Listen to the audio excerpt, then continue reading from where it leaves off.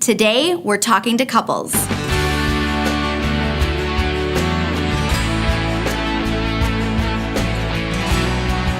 Now I'm talking to Cynthia and to James. One thing I wanted to share with everyone is I think it's kind of cool that you guys met online and got engaged pretty quickly, and my husband and I also met online, which not always the coolest thing, but I think it's pretty cool. Cynthia and James have been together now for 5-6 years? 7 years in December. Okay, 7 years. Wonderful. So Cynthia is the type 1 diabetic that we have here today, and her T3 is James. So James, I'm going to have a couple questions for you in the beginning. What did you know about diabetes, specifically type 1 diabetes, before you met Cynthia? I didn't really know that much. I had some family members that had type 1 diabetes. My mom's cousin was diagnosed as a child in the early 60s. So my family grew up with that around them, their cousins, brothers, and family members, and I had coworkers with the disease, but I didn't really know that much about it. I knew they took shots, I knew something wasn't working quite how they wanted it to work, Right. but I didn't know that much about it. Yeah. Even with that experience, you don't really know. Right. It's complicated. Not a lot of people know all the details. So did you know anyone specifically that you interacted with type 1 diabetes before you and Cynthia got together? Not on a really deep level. I've had coworkers. And Okay. When they started working, they had the manager come out and say, this is this person. They have type 1 diabetes. If they start acting weird or they pass out, that's what's happening. Right, okay, So yeah. we knew what to do. Yeah. Things like that. And I knew that they took a shot every once in a while. Sure, yeah. But You didn't see a lot of it happening. I didn't. Yeah, I kind of did it really discreetly and Yeah. just kind of handled it. So Yeah. you didn't really know what was happening behind the scenes. And I mean, I think listening to your answer, it makes me think of all the times that I've really tried to kind of hide how I take care of myself because I don't want to cause a stir or bother anyone. But I realize that doesn't really allow any education to happen for people to see what living with type 1 is like. Yeah, there's always the thing that you don't want to disturb people. Right. But that's a terrible approach to have, and Yeah. I think as a society we want people with diabetes to take care of each other. Right. Take care of your diabetes. We don't want you Right. to get sick down the road. Right, So I think right. it's important to just say, okay, it's a little awkward that someone's taking a shot near you. Right. But that's going to prevent problems down the road because we all spend tons of money on health and it affects everyone. So It really does. It's just No, something- that's such a good point and a really good point of view. So, Cynthia, were you at all nervous telling James about your type 1, explaining and kind of letting him into your world with everything that you do to take care of yourself?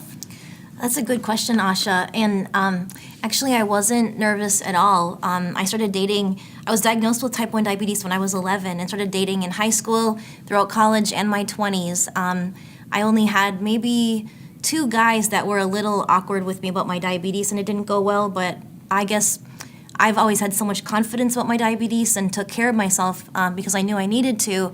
And that same level of confidence and acceptance I had in myself allowed the men I either had as boyfriends or went on dates with to also have acceptance.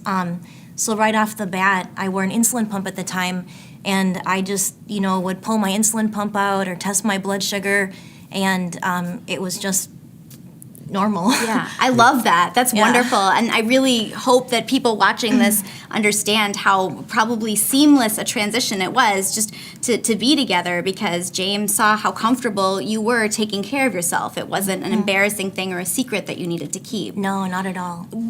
Did you worry, though, that having type 1 would possibly affect your marriage in any way down the road or, just that it would cause issues that other couples wouldn't have to deal with? I guess at the time, it didn't really, it was just something I always had dealt with, and I had a normal life. I was on the tennis team in high school and went away to college and lived in the dorms. I was working, at jobs full time, and I was just a normal person, so it didn't really faze me. But one story that I did want to share was I also live with several kind of health conditions in addition to type 1 diabetes.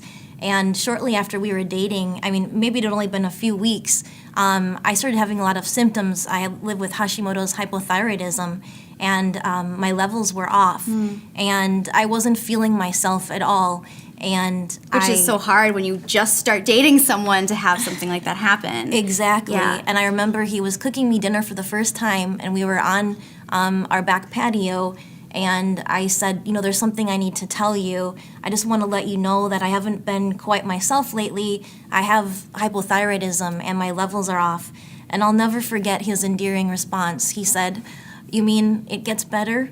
Oh, It was so really sweet. touching, and I knew right then I had found, the right person, and that Yeah. he was going to be accepting of all my health challenges. Oh, I love that. Aw.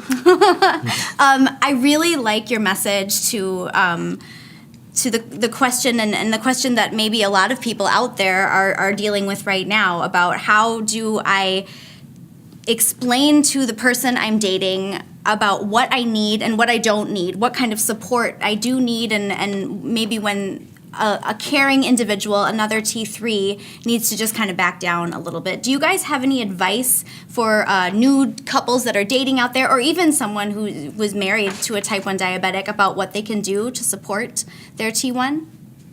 I could say that always make sure that they have the space to take care of themselves, that they're not using whatever relationship points they have, that they have the space. If there's a low, you handle the low, you stop everything. And That's just good. getting used to that, because we're not used to doing that in our normal lives. That's true. That's true. We're like, it should be fair. Everyone just, get whatever you have to do, get done. But Yeah. if you have low, you can't power through that. Yeah. Stop everything. I don't care if you're 30 minutes late. Stop what you're doing, take care of the low, and then go on. You're right. And- Actually, I didn't even think about that, but there's very little opportunity with people without living with type 1 diabetes who are like, nope, I can't do anything right now. I need to just sit down and not do anything until my blood sugar rises. So that's an important point to point out, yeah. I think it's easy when we're living with type 1 diabetes, and many of us live with conditions in addition to that, is we know what we need, and it's hard or easy to forget that other people don't. They cannot read our minds. So I think it's just important to let others know what's going on. If my blood sugar is high and that causes me to feel irritable, I'll remind James or, tell him, I just want to let you know this is not about you. I'm not upset with you. Yeah. Please know that I'm not feeling well right now, or I didn't get much sleep due to blood sugars, or I'm high.